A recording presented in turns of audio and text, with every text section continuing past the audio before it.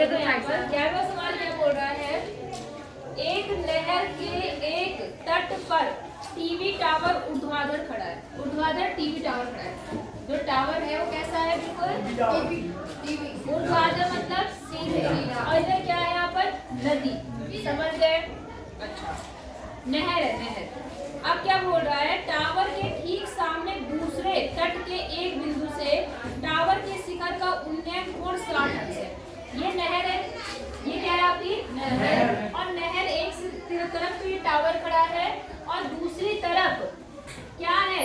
यहाँ पर दूसरी साइड इसी बिंदु से इस टावर के शिखर का उन्नयन कोण कितना है? 60 अंश है। यहाँ तक समझ में आया? अच्छा, अब क्या बोलता है, इसी तट पर इस बिंदु से 20 मीटर दूर और इस, एक मिनट थोड़ा बंद करना था, मैंने चुप करा दिया आपको इधर। इसी तट पर इस बिंदु से 20 मीटर दूर और इस बिंदु को मीनार के पाद बिंदु से मिलाने वाली रेखा पर एक अन्य बिंदु से टावर के शिखर का उन्नयन कोण कितने अंश है? 30। अब इन्होंने कहा जो ये बिंदु था, ये बिंदु, इसमें क्या बोल रहा है, इसी तट पर इस बिंदु से 20 मीटर दूर, 20 मीटर दूर, 20 मीटर दूर, यहाँ 20 मीटर दूर और आ गए हम लोग। बात समझ में आ गई आपको? दूर और इसी बिंदु को मीनार के पाद बिंदु से मिलाने वाली रेखा पर स्थित, इसी बिंदु को किस कहां से मिला रहे? मीनार के पाद बिंदु से मिलाने वाली रेखा की बात कर रहा है। ठीक है, इन्होंने एक्सप्रेस कर दिया। अन्य बिंदु से टावर के शिखर का उन्नयन कोण कितना है? 30। अब यार मत करना, एक से बढ़कर एक बेवकूफ है। कितना है यहाँ पर? 30। इतनी बात समझ में आ गई? अच्छा, अब निकालना क्या है?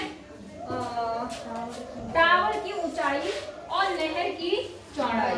टावर की और नहर की चौड़ाई, ये आपको क्या करनी है? ज्ञात करनी। बोलो, बात समझ में आई आपको कि नहीं आई? जी, आ गई? सवाल समझ में आ गया? ठीक है, अब चलो स्टार्ट कर। अब बताओ, एक सवाल मैंने चित्र बना दिया, कर लोगे नहीं करोगे?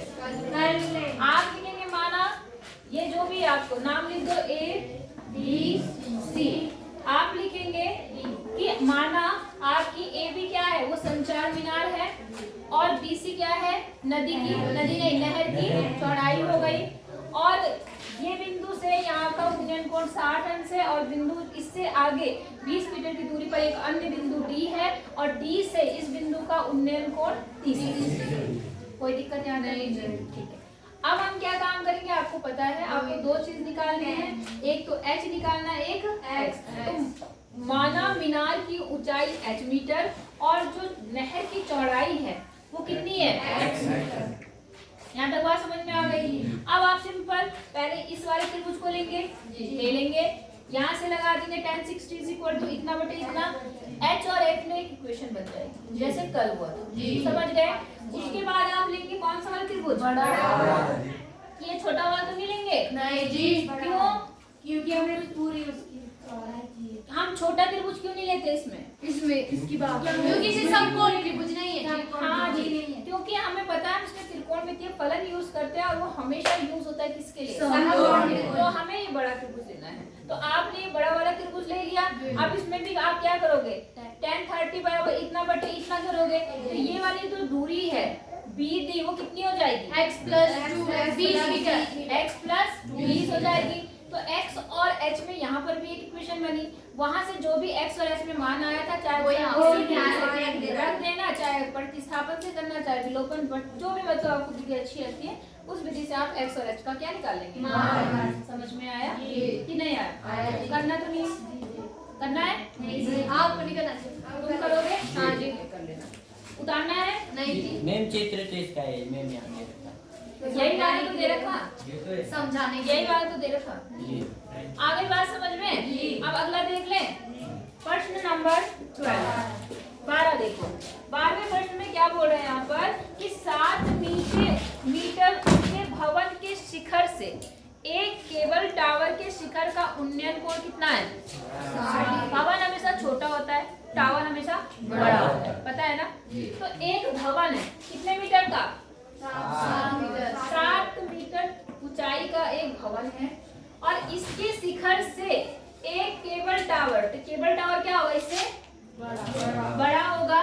तो इसके शिखर से इसके शिखर का कौन सा कोण, उन्नयन कोण। उन्नयन कोण कितने अंश है, 60 डिग्री। मतलब ये कोण कितना डिग्री है, 60। आई बात समझ में। अब क्या बोलता है यहाँ पर, और इसके पाद का अवनमन कोण कितना है, 45।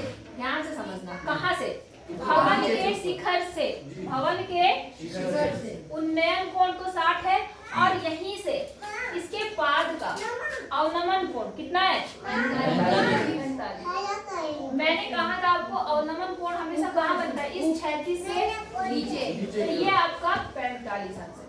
यहाँ तक बात समझ में आई या नहीं आई। और टावर की ऊंचाई आपको क्या करनी है, टावर कौन सा है आपका, ये आपको ज्ञात करना है। अब इनको इसको मिला दो। यहाँ तक समझ में आया आपको, नहीं आया।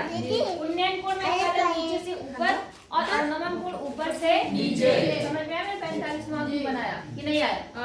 अब एक बात ध्यान रखना, क्यों पहले तो ये भाषा लिख लोगे आप कि माना ए बी आपकी क्या है, मीनार है, सीडी आपका टावर है, सॉरी सीडी आपका भवन है।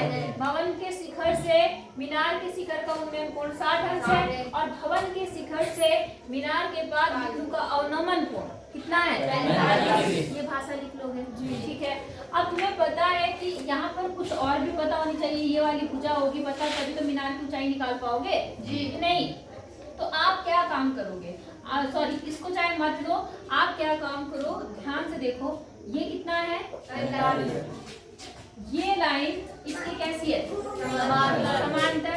अगर ये 45 के नीचे ये वाला कोण भी कितना है, 45। बस ना ये अभी एक बात भी की है, कितना है यहाँ पर, 45। आई बात समझ, हाँ जी। अब कितना होगा, तो 45 ये हो गया, इसको आप क्या करेंगे, x तो उसको माने, इसको क्या मानेंगे, x मानेंगे, हाँ है ना। तो आप क्या काम करेंगे, क्योंकि देखो आपको पूरे मीनार की ऊंचाई निकालनी है, संचार मीनार की, संचार मीनार है ना, तो इसकी ऊंचाई यहाँ तक तो आपको पता है, कितनी यहाँ तक, 60। ऊपर वाली आपको पता नहीं है। और ऊपर वाली पता करने के लिए आप क्या काम करेंगे, आपको कोई इस त्रिभुज में से कोई एक भुजा तो पता होनी चाहिए। तो वो भुजा जो हम निकाल रहे हैं वो ये वाली ले रहे हैं और वो हम इसकी हेल्प से निकालेंगे।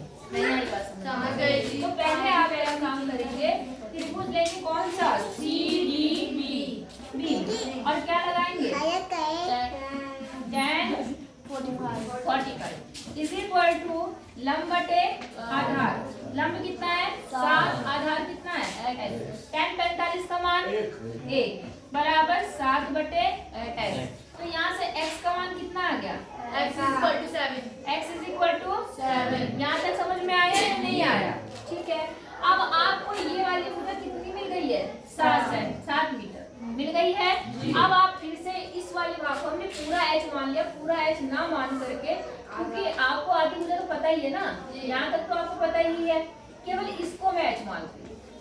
बात समझ में आई या नहीं आई, आया हाँ जी। ये तो 7 आपको दिया, तो इसके ये भी कितना हो जाएगा, 7।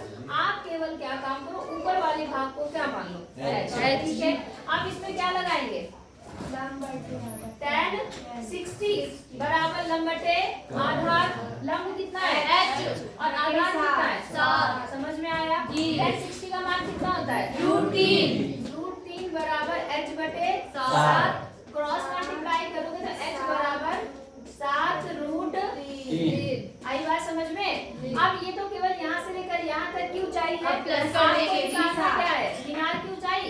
तो मीनार टावर है, टावर की ऊंचाई, टावर की जो ऊंचाई बनेगी वो क्या बन जाएगी, 7 + 7√3।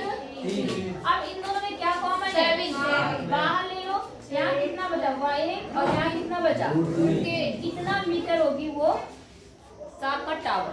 बोलो बात समझ में आ गई, नहीं आई, हो जाएगा जी, कर लो भाई।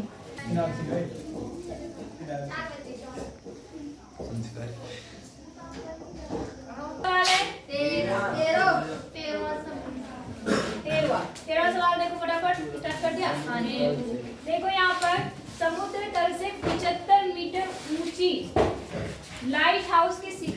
देखने पर। लाइट हाउस जानते हैं? वो एक लाइट, एक ऊंचा सा टावर जैसा बना होता है, वहां पर लाइट से ना वो ऐसे ऐसे समुद्र में देखते रहते। देखा होगा आपने टीवी में, देखा है ना? तो लाइट हाउस से देखने पर दो समुद्री जहाजों के अवनमन कोण 30 और 45 अंश है। समझ गए? ये लाइट हाउस है आपका, और यहाँ से दो जहाज हैं, उनको देखने पर उनके अवनमन कोण कितने हैं? 30 और 60।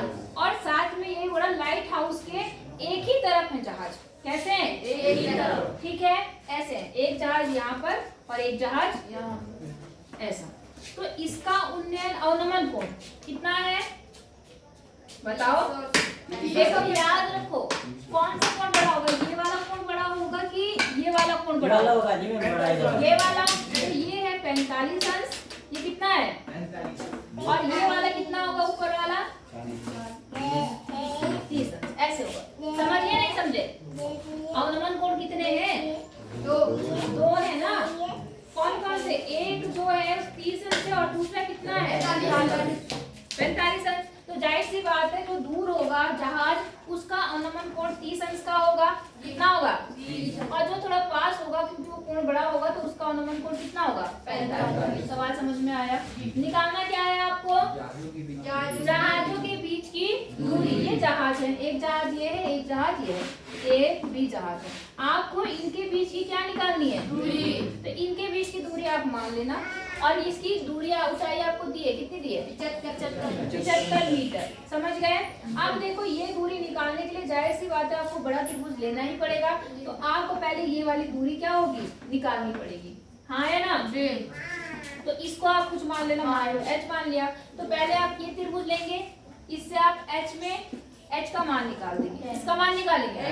फिर ये बड़ा वाला त्रिभुज लेंगे, तो फिर वहां से आपके पास h और x आएगा। h का मान यहाँ रख के x का मान निकाल देंगे, और आपका मेन टारगेट x का मान निकालना है। नहीं आई बात समझ?